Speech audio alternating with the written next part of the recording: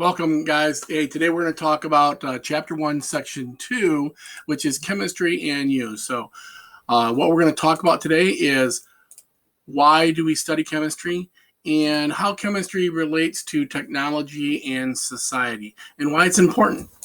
Okay, so why do we study chemistry? There are three main reasons why we study chemistry, and those three reasons are chemistry can be useful to help explain the natural world. Okay, preparing for a career opportunity. Now, it doesn't necessarily mean that you have to be a scientist or a chemist or something else. There's a lot of other areas that deal with chemistry, a lot more than what you might think.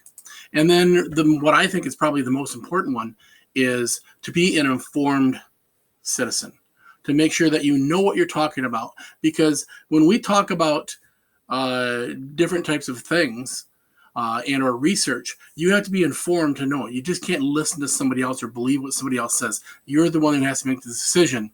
And so when you vote, it's up to you. So we're going to talk about explaining the natural world. So why do I understand chemistry? Because it helps us explain how things work.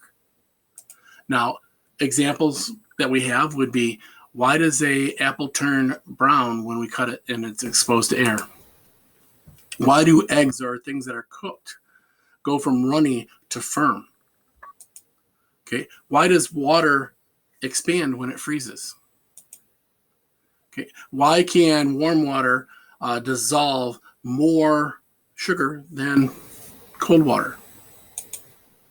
Why does yeast make bread dough rise? These are all things that can be answered with chemistry.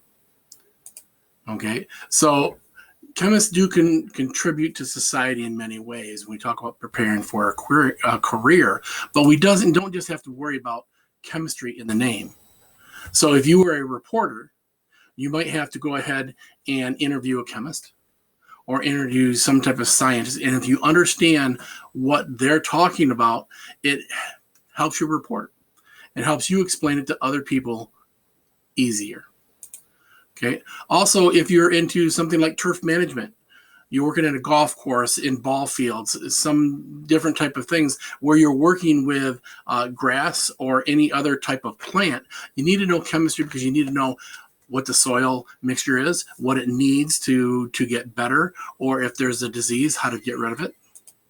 You also, if you were a firefighter, there's a lot of different types of fires out there, and to be a chemist or know a little bit about chemistry, you can understand how you're going to fight that fire with what the reactions might be.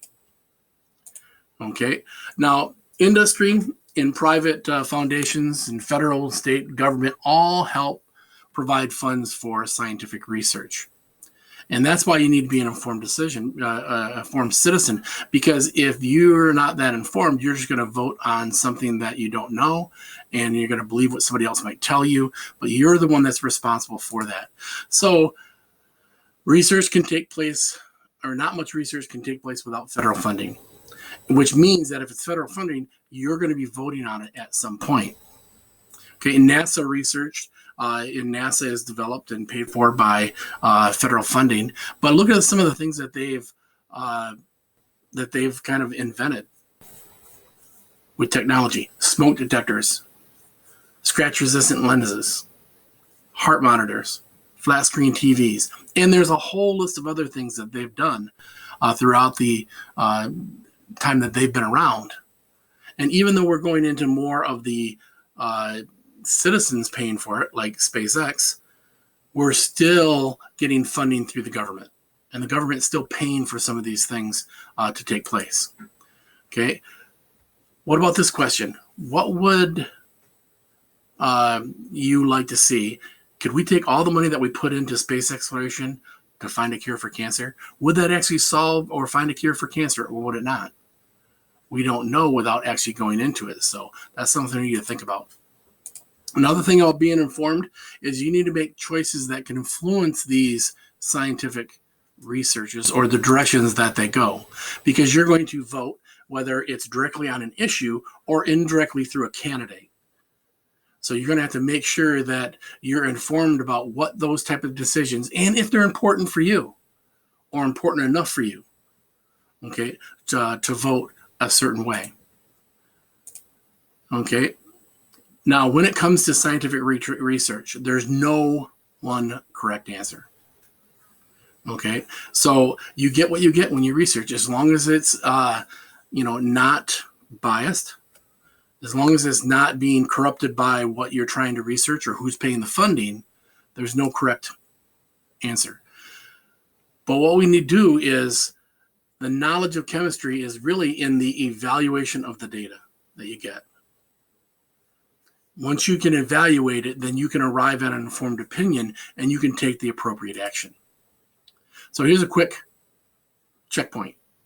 Which of the following careers would require some understanding of chemistry? Is it A, doctor, A, a chef, B, a doctor, C, a farmer, or D, all of the above? Now, right off the bat, you look at it and you say, oh, it must be B, a doctor. Okay. And you'd be correct, it is. But it's also a chef and a farmer. Chefs have to know how things cook. Farmers have to know what their fields might need and what their crops might need. So those are all things they might need. So chemistry, technology, and society. The key point that we need to know here is, what are some of the outcomes of modern research? So what we did and how these outcomes come about are important to us. So many of the basic items that we use every day are products of technology, from our tennis shoes to, like we said, our smoke detectors, all those different things, to the flat screen TV or the monitor that you're looking at right now. So blank is the means by which a society provides its members with those things needed and desired. Yes, you've guessed it, technology.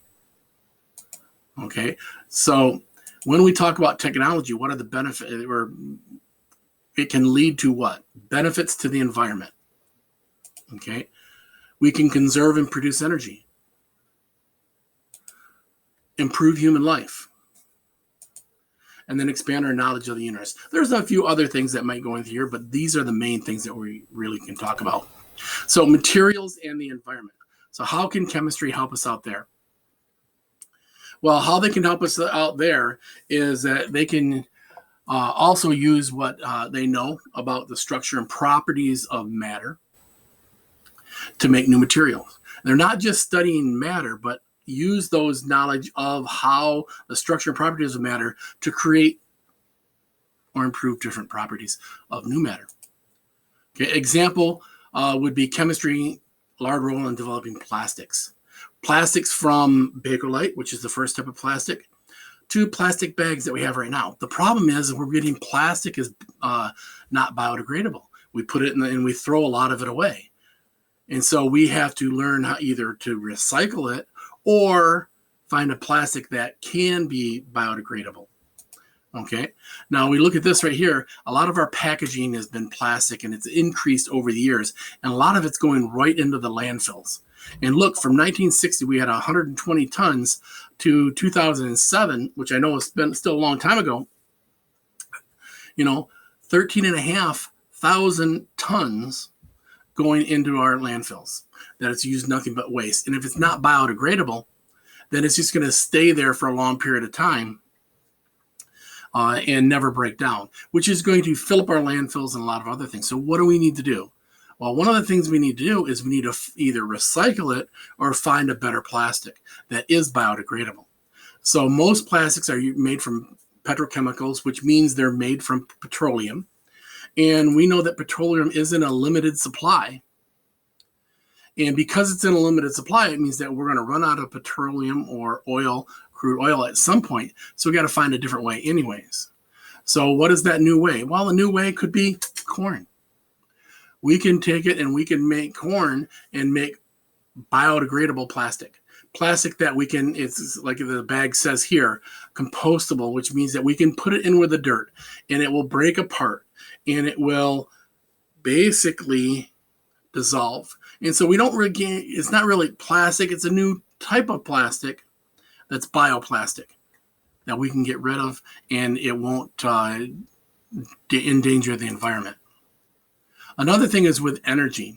Well, energy, we have two ways to meet our global demand that is rising. We either need to conserve it, which we're already trying to do by getting rid of incandescent light bulbs and changing to LED, or we need to produce more.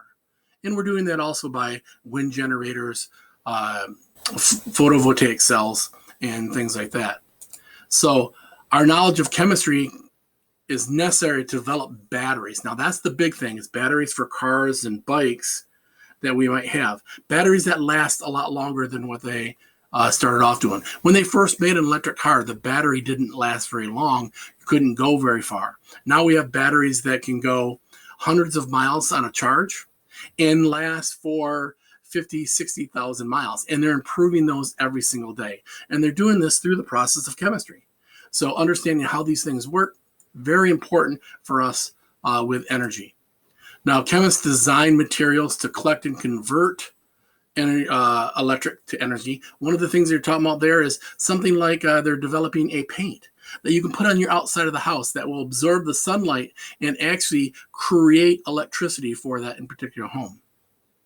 Or we could basically take water using sunlight, break apart the water, and get hydrogen to use and oxygen to breathe in hydrogen fuel cells. So these are all materials and ways to convert to create electricity that we can use in our everyday life. Well, biomedicine or medicine and biotechnology, chemistry supplies medicines. I think we all know that. But they also supply materials and technology that doctors can use to treat their patients. Like if you had a heart disease or some artery disease, you can replace the arteries with plastic tubes. If you had a problem with your hip or knee joint, you can replace those joints. Now, it used to be probably about 15 years ago, when you replaced a hip or knee joint, it might last about 10 years. Now it's probably 30 or more years that they can last. And they're a lot better material through technology and through chemistry, creating how these products work, how they're not going to decay or decompose within your body. Okay.